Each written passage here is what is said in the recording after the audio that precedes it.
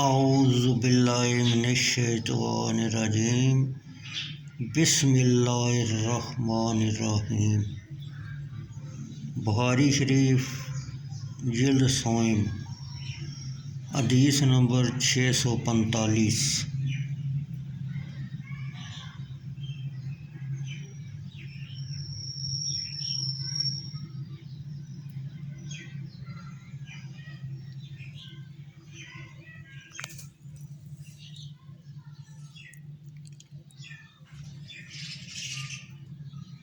سیاہ دانہ عبید اللہ بن موسیٰ کوفی نے کہا، ہم سے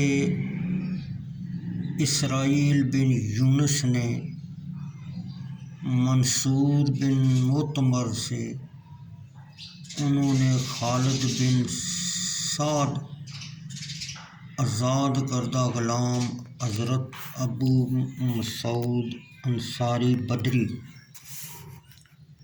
سے بیان کیا۔ انہوں نے کہا، ہم ایک سفر میں نکلے اور ہمارے ساتھ غالب بن اجبر صحابی بھی تھے۔ غالب بن اجبر راستے میں بیمار ہو گئے۔ ہم مدینہ منورہ آئے، حالانکہ وہ بیمار تھے۔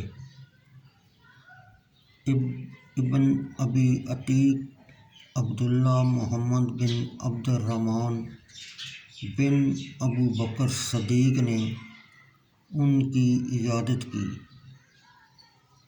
اور عبداللہ بن محمد نے ہمیں کہا، یہ سیاہ دانہ کلونجی کے 5 یا 7 دانے لو اور ان کو باریک کر لو، پھر زیتون کے تیل کے ساتھ ناک کی اس جانب اور ناک کی اس جانب قطرے ڈالو۔ ابن ابی عتیق نے کہا، کیونکہ ام المومنین حضرت عائشہ رضی اللہ تعالیٰ عنہا نے مجھ سے بیان کیا کہ انہوں نے نبی اکرم صلی اللہ علیہ وسلم کو فرماتے ہوئے سنا کہ اس سیاہ دانہ میں سام کی سوا ہر بیماری کی شفا ہے۔ خالد بن سعد نے کہا، میں نے کہا، سام کیا ہے؟ ابن ابی عتیق نے جواباً فرمایا، وہ موت ہے۔